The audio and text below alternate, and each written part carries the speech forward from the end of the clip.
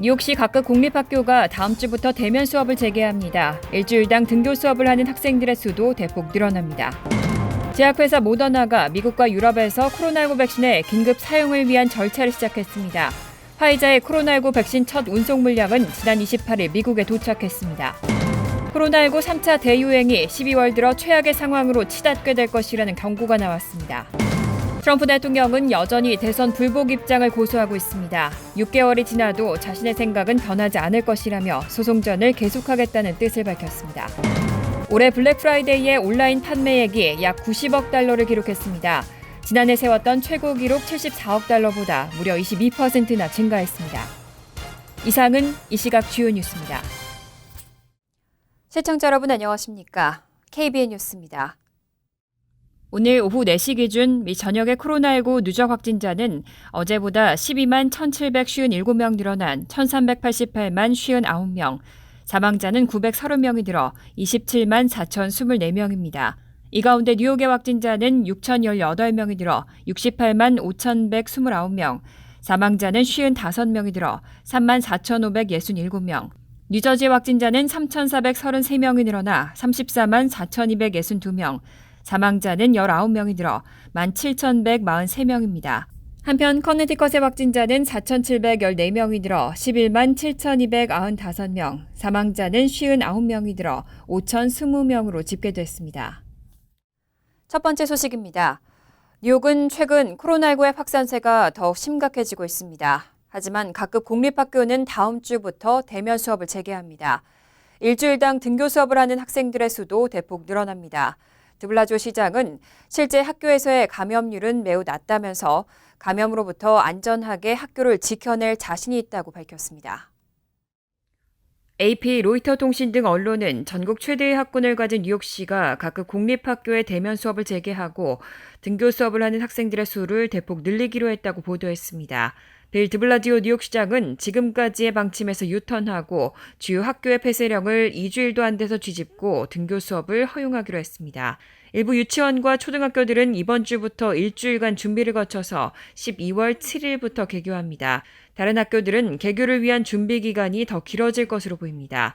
드블라주 시장은 특수학교 학생들의 경우 전학년 대면 수업을 12월 10일부터 재개한다고 발표했고 중학교와 고등학교의 수업 재개 방식은 아직도 준비를 하고 있는 중이라고 덧붙였습니다. 드블라조 시장은 우리는 학교를 코로나19 감염으로부터 안전하게 지켜낼 자신이 있다고 말했습니다. 시장과 같은 민주당 소속인 앤드류 쿠오모 뉴욕 주지사도 뉴욕시장의 개교 계획이 올바른 방향이라며 이를 지지한다고 밝혔습니다.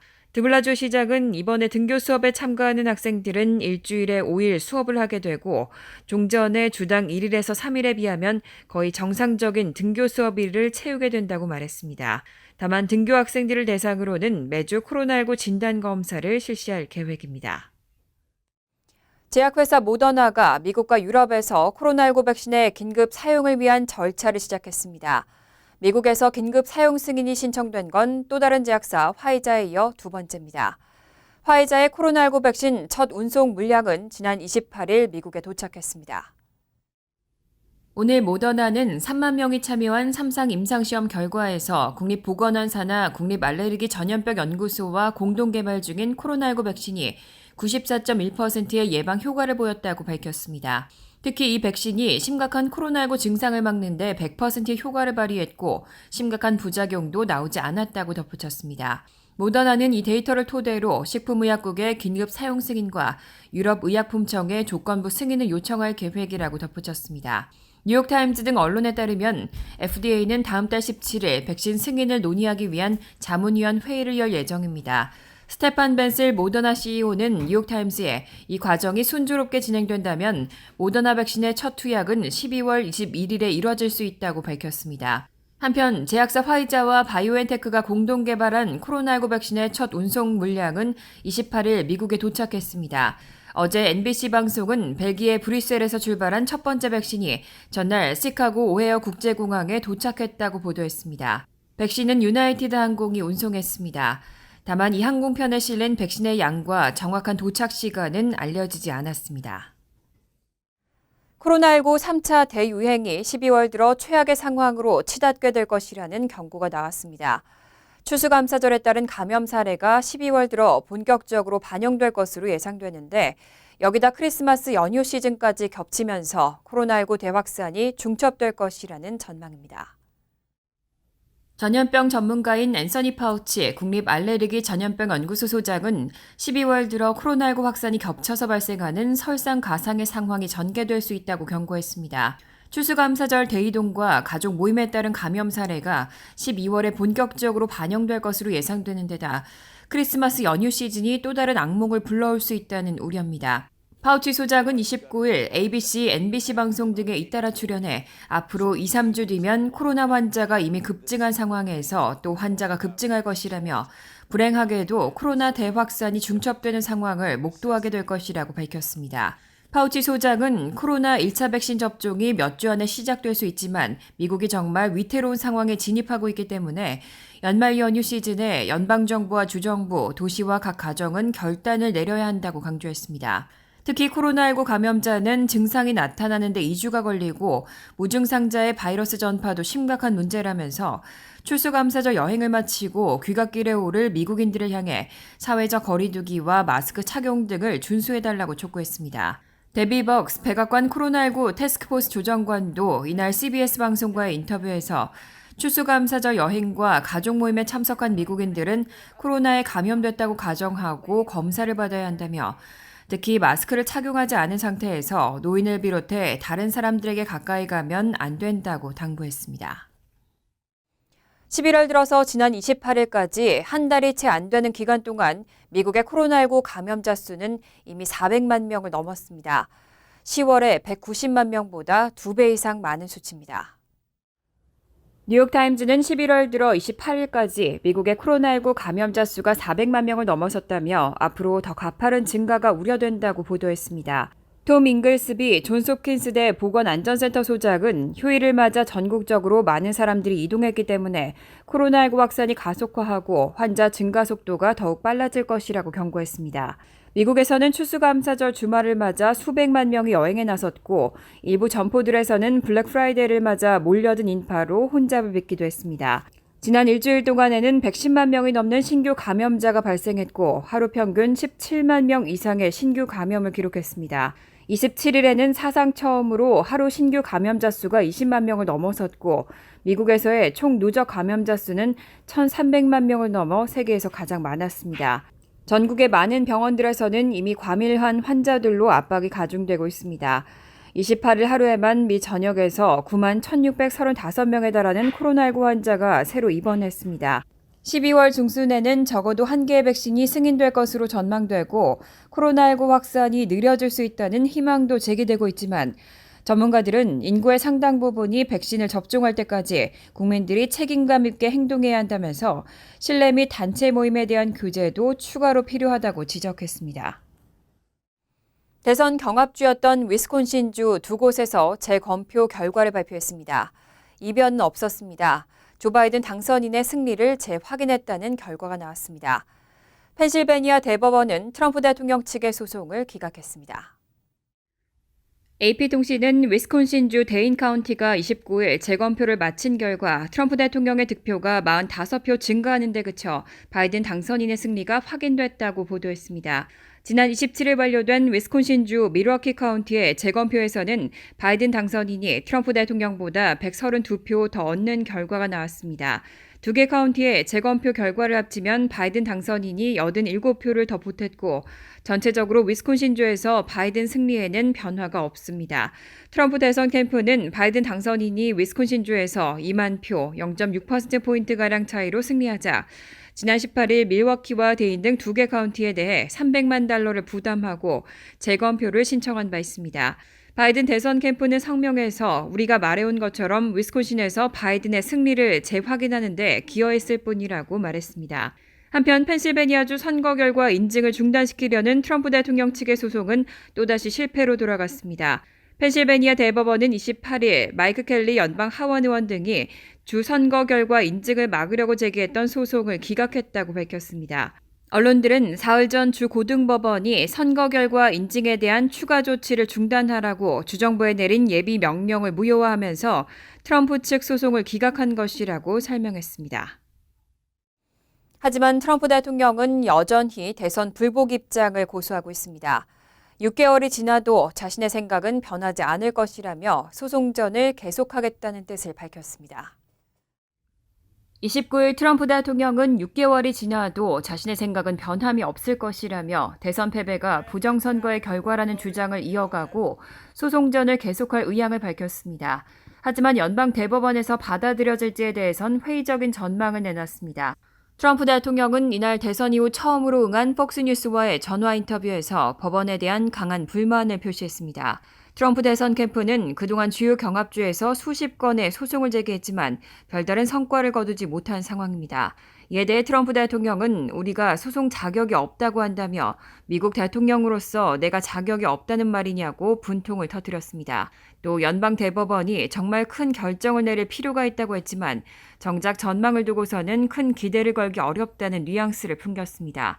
트럼프 대통령은 소송 제기 시 보수 절대 우위인 연방 대법원이 자신에게 유리한 결과를 내주길 기대했다는 평가를 받고 있습니다. 하지만 트럼프 대통령은 문제는 대법원에 들어가기가 어렵다는 점이라고 언급했습니다. 이에 대해 로이터 통신은 부정선거 주장이 대법원에서 심리되도록 하긴 어려울 수 있다는 점을 언급한 것이라며 법적 전략에 대한 의구심을 표시한 것이라고 해석했습니다. 코로나19 사태로 올해 소비자들은 블랙 프라이데이에 오프라인보다 온라인 쇼핑을 할 것으로 예상돼 왔죠. 실제로 올해 블랙 프라이데이에 온라인 판매액이 약 90억 달러를 기록했습니다. 지난해 세웠던 최고 기록 74억 달러보다 무려 22%나 증가했습니다. 온라인 쇼핑 추적 회사 어도비 애널리틱스가 올해 블랙 프라이데이에 미 소비자들의 온라인 판매 지출액이 약 90억 달러로 지난해 세웠던 최고 기록 74억 달러보다 22% 증가했다고 밝혔습니다. 반면 유통업체들이 많은 손님들이 몰리는 것을 막기 위해 영업시간을 단축하고 미끼 상품을 내세우는 것을 제한하면서 점포를 직접 찾는 사람들은 급감했습니다. 소매업 추적업체 센소메릭 솔루션스는 매장 방문객이 52% 줄었다고 밝혔습니다. 특히 중서부와 남부보다 북동부와 서부 지역의 방문 감소가 두드러졌습니다. 소매 쇼핑 트래커인 넥스트에 따르면 보석과 신발은 가장 큰 직접 판매 감소세를 보였는데 의류 판매는 50% 감소했고 가정용품 판매는 39% 감소했습니다. 하지만 이런 하락에도 불구하고 블랙 프라이데이는 여전히 미국에서 가장 큰 직접 쇼핑의 날 중 하나입니다. 다만 많은 사람들이 주말에 직접 상점을 방문해 쇼핑할 것이라는 생각과는 달리 인파가 적은 주 중반을 선택하고 있고 배송 기간이 오래 걸릴 것에 대한 우려로 크리스마스 쪽으로 쇼핑 시기를 늦추고 있습니다. 센소매틱스의 브라이언 필드는 블랙 프라이데이에 덜 팔린 물건들은 크리스마스 휴일까지 계속 팔릴 것이라고 전했습니다. 한편 어도비 애널리틱스는 월요일인 30일 미국의 온라인 판매액은 108억 달러에서 127억 달러로 역사상 최대의 온라인 판매액을 기록할 것으로 예상했습니다. 이렇게 온라인 쇼핑이 늘면서 지역 소매업체들은 그 어느 때보다 힘든 시기를 겪고 있습니다. 앤드류 쿠오모 뉴욕 주지사와 빌 드블라지오 뉴욕시장은 뉴욕 주민들에게 지역 경제와 소상인들의 중요성을 강조했습니다.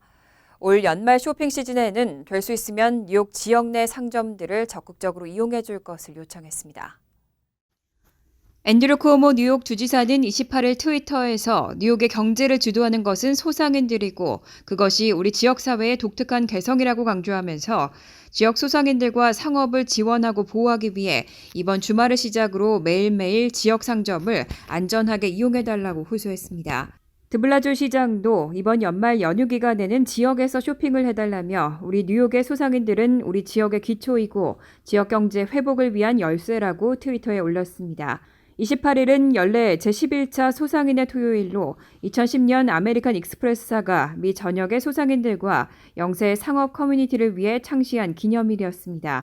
이 기념일은 해마다 추수감사절 직후의 첫 토요일에 갖가지 행사와 판매가 이뤄져 왔습니다. 하지만 페이스북의 소상인 토요일 페이지에는 코로나19 사태로 지금 소상인들은 그 어느 때보다도 도움이 절실하게 필요하다며 온라인이든 길가 노점이든 안전한 작은 상점에서 쇼핑을 하면 그것이 우리 소상인들을 돕는 길이라는 글이 올라왔습니다. 모두가 힘든 시기, 더 어려운 이웃을 돕기 위한 손길이 이어지고 있습니다.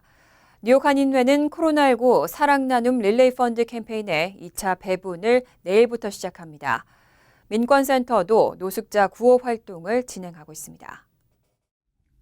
뉴욕 한인회가 코로나19 사랑 나눔 릴레이 펀드 캠페인 2차 수혜 가정에 대한 식품권 배분 행사를 내일부터 12월 4일까지 뉴욕과 뉴저지 지역에서 실시합니다. 뉴욕 한인회는 2차 신청자를 대상으로 심사를 거쳐 총 820가정의 2차 수혜 가정을 선정했다고 지난 27일 발표했습니다. 지역별로는 퀸즈 지역이 710가정, 뉴저지 지역이 87가정, 기타 지역이 23가정입니다. 가족 규모로는 1인에서 2인 가족이 428가정, 3인 이상 가족이 392가정입니다. 배분 일정과 장소는 퀸즈 지역은 내일과 모레 오전 10시부터 오후 6시까지 플러싱 H마트에서 진행되고 뉴저지 지역은 12월 3일 오전 10시부터 오후 4시까지 뉴저지 팰리세이즈 팍 파인 플라자에서 그리고 기타 지역은 12월 4일 오전 10시부터 오후 4시까지 맨하튼 뉴욕 한인회관에서 실시합니다. 이번 배분에서는 지난 1차 수혜 가정에 대한 두 번째 식품권 배분도 함께 진행됩니다. 민권센터도 연말을 맞아 노숙자 구호 활동을 진행하고 있습니다. 민권센터는 지난 23일부터 오는 12월 4일까지 노숙자를 위한 긴급 보호장비와 겨울옷 나누기 활동을 진행한다고 밝혔습니다. 민권센터는 손소독제와 마스크, 안면보호대 등의 개인보호장비와 코트, 스카프, 장갑, 담요 등 겨울옷, 통조림과 쌀, 캔수프 등 부패하지 않는 식품 등을 수집해 뉴욕 나눔의 집 등 노숙자 구호기관에 전달할 계획입니다. 간추린 소식입니다. 메리엄 웹서 사전이 올해의 단어로 팬데믹을 선정했습니다. 피터 소콜로브스키 사전 편집자는 올해의 단어로 팬데믹이 선정된 게 놀라운 일은 아닐 것이라며 팬데믹이라는 단어는 기술적인 뜻을 담고 있지만 이제는 일반적인 단어가 됐다고 전했습니다. 또 미래의 지금 시기를 언급할 때면 이 단어를 사용하게 될 것이라고 밝혔습니다. 이 단어는 지난 3월 11일 코로나19가 팬데믹으로 지정되면서 긴급 단어 목록에 올랐습니다.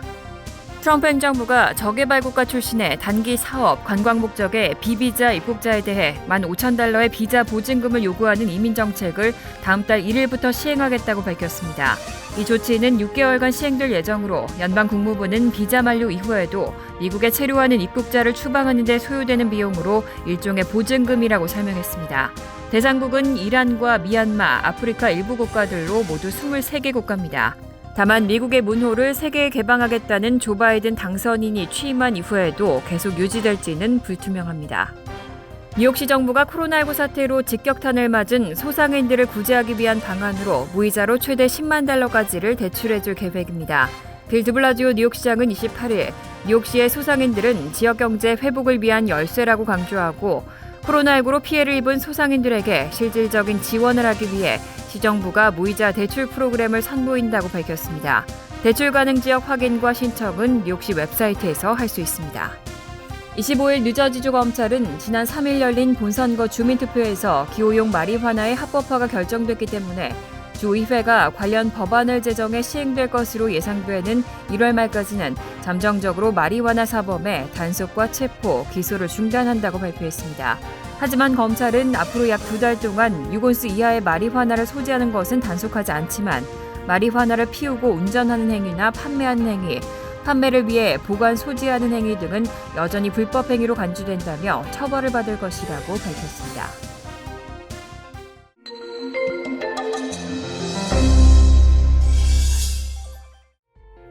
뉴저지 경제인협회 임원 및 회원 12명은 지난 27일 뉴욕 총영사관 앞에서 최근 세계 한인 무역협회 월드옥타 본부가 뉴저지 지회를 폐쇄한 데 대한 항의 집회를 개최했습니다.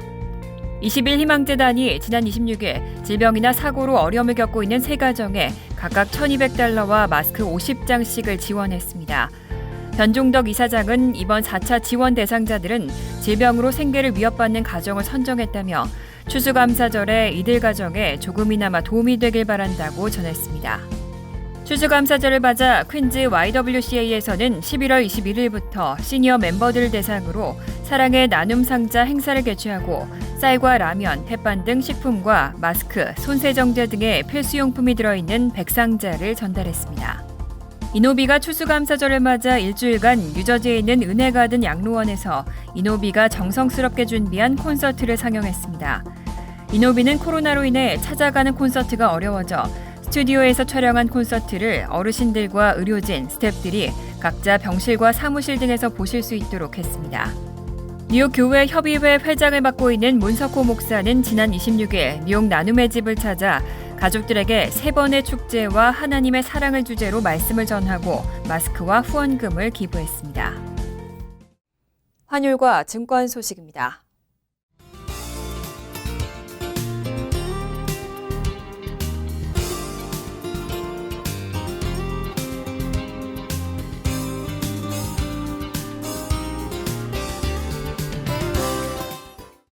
이어서 날씨입니다.